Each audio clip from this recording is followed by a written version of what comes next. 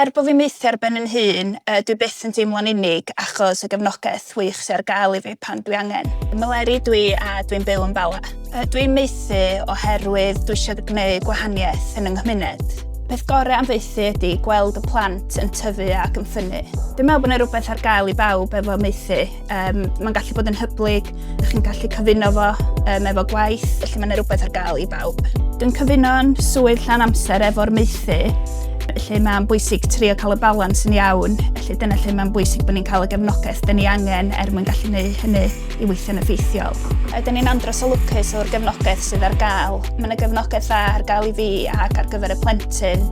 Dwi hefyd yn byw mewn cymuned sydd efo lot o falwyr maeth eraill, lle dyn ni wastad ar gael i helpu'n gilydd pan mae angen. Yn bendant o fydd i'r plentyn aros yn lleol, achos maen nhw'n cadw'r cysylltiadau efo'i teulu, efo'i ffrindiau, o fewn yr ysgol ac yn y gymuned. Mae'n golygu lot llai o newid iddyn nhw ac yn gwneud y broses yn haws i bawb. I rywun sy'n ystyried meithu, sy'n ni'n annog nhw i godi'r ffôn a chael sgwrs. Mae gyd yn dechrau gyda'r un sgwrs gyntaf yna a cyn dechrau'r broses o fanno.